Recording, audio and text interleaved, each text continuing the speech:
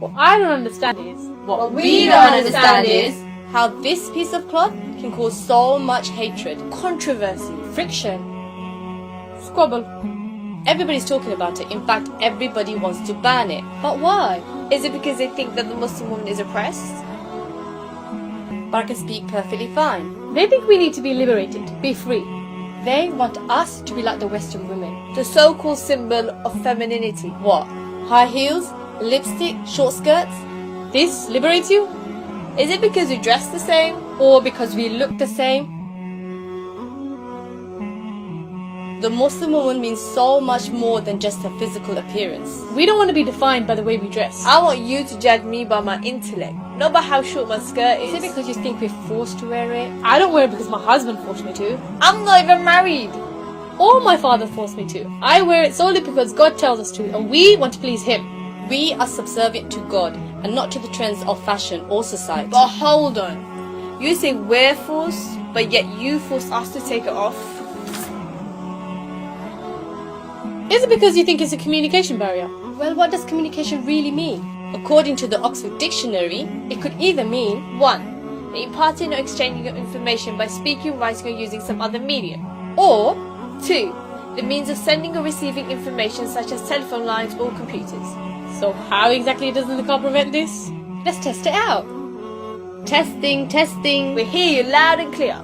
It's clear to see when you're speaking to somebody, you don't have to see their face. Just like when you're speaking on the phone, you can't see them. So really, if you want to ban the niqab, it should start with the mobile phones first. Is it because of the way we interact with men? Or don't interact with men. God tells us to maintain a boundary with the opposite gender.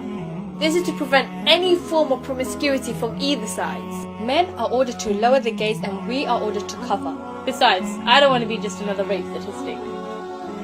Or is it because we challenge the norms of society? Because we decide to stay covered whilst everybody else wants to uncover.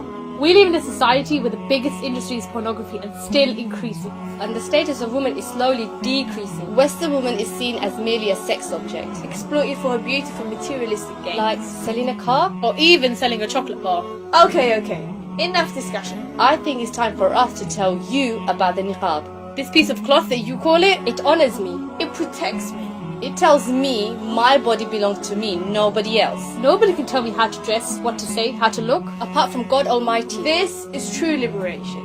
Liberated from the dictates of fashion and society. This is true freedom, being free from the submissions of man's desires. This is true femininity because we preserve our beauty rather than being exploited for The it. symbol of oppression is not the Muslim woman, it is in fact the Western woman. Which is why we present to you Islam. We want to give you the solution for a society that is spiraling backwards. Islam is in fact the religion to take this society forwards.